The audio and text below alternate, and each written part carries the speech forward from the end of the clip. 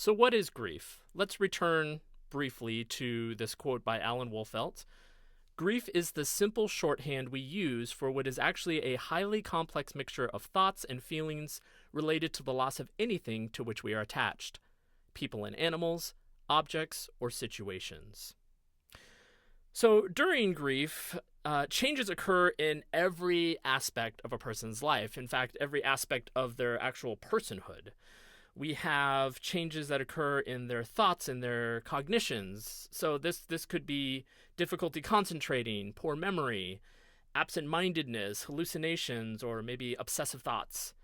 There's also changes in their emotions and their feelings. There might be sadness, shock, confusion, anxiety, anger, regret, relief, helplessness, hopelessness. Feelings can shift day to day and minute to minute, and multiple feelings can actually occur simultaneously. There's also changes in the physical self and in the body. There may be insomnia, low energy, aches and pains, headaches, gastrointestinal distress, weight gain or loss, appetite increase or decrease, heart palpitations, and tears. There's also changes that are spiritual and theological. There might be a sense of abandonment or separation from God, maybe doubt, or somebody may come to a point where they rethink their faith commitments. There's also behavioral changes, crying, pacing, yelling, isolating. And as we go over this list, thinking back in your own life, think about maybe some changes that maybe you went through. And everybody grieves differently. So this is not always going to be the same for every person. But, as pastoral caregivers, we first want to apply anything that we learn to ourselves. We want anything to come out of the overflow of our spiritual life. We're not telling people what to do and then not doing it. That would mean that we're being hypocritical, and we don't want that. We want things to flow through our spiritual life and through the lives of other people that we're called to minister to. So what does grief look like? So a lot of people are familiar with the what are known as the 5 stages of grief. These were originally proposed by Elizabeth Kubler-Ross. And that model kind of looks at grief as having kind of five stages or 5 elements. First of all is shock and denial, then anger, then bargaining, then depression, and finally acceptance. So this model fits best with what we now distinguish as anticipatory grief.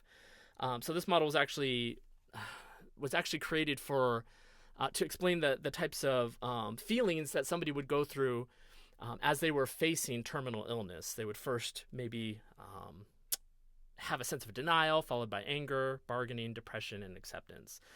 And while that was helpful for that specific case, this is not always the case for other forms of grief and regarding other types of losses. And so a lot of people are very familiar with the 5 stages of grief. It's very much in our popular culture, but it doesn't always apply. And sometimes it's a lot more complicated than, just 5 even stages. And I would even probably say that, even Elizabeth Kubler-Ross would not say, well, they're not 5, clean-cut stages.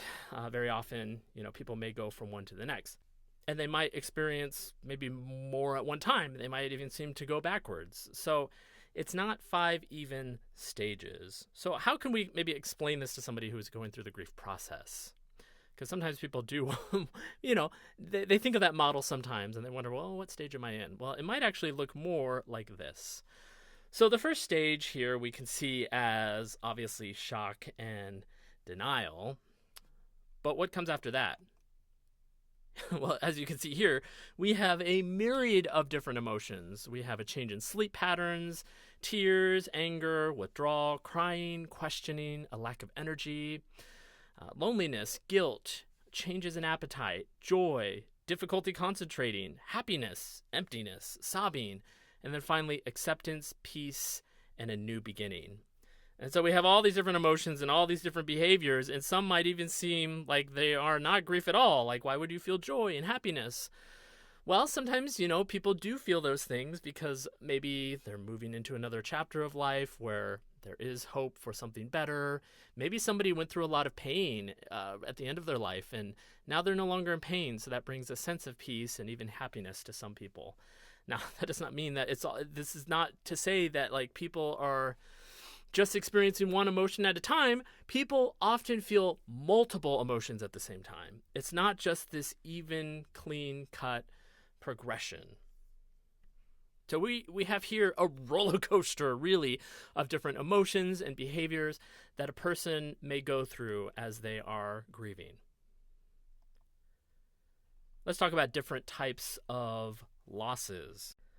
So often when we talk about grief, we are usually, we tend to just focus on grief that results from the death of a loved one. And while, yes, that is incredibly painful, there are also other types of losses in our lives that can prompt a grief response, such as, obviously, the loss of a loved one, but also losing one's home, or maybe somebody that's moving into retirement. They're losing their sense of identity from, their career or whatever job they had beforehand. There's obviously a lot of loss that comes from a divorce, or even when people move, even if it's a good move, even if it's, an upgrade, so to speak, maybe they're going to go to a better neighborhood. There's still some happy memories attached to the former place that they used to live. Obviously, losses around unemployment, also mental illness, physical illness. When people lose maybe mobility, that's a huge shift for a lot of senior adults. There's also losses when, parents have an empty nest. The last kid finally leaves the house and suddenly they don't have that extra presence in the home that they're used to. Also just losses around unfulfilled expectations. This can occur in relationships or any other types of situations, such as a job. There's also loss in regard to a lack of companionship, a loss of friendship, a loss of mobility, loss of independence, loss of purpose, and then any type of financial instability or destitution. And you could probably just look at this list and notice how many of them apply to people who are older, who are really in transition, maybe from not just from into retirement, but maybe they have been retired for many years and they're losing that sense of independence. I know some people who have taken this class talk about taking care of older and aging parents. And that takes a lot out of a person, not just a person who is going through that transition, but also for the kids and the family. The parents are not able to do what they used to do, and parents may lose their home or have to sell their home and have to really begin to depend on other people, so they don't have the mobility, they don't have maybe even the friendships they used to have that were around them. There's just a lot of changes. And so there's a grief response to that. And so sometimes we don't recognize that that's what it is. But it is. It's a grief response. And sometimes it's even harder when it's multiple griefs. All right, let's talk about the different types of grief. A lot of people don't realize that, we can kind of view grief in different ways based on what the situation is. And so as a result, there's different types of grief.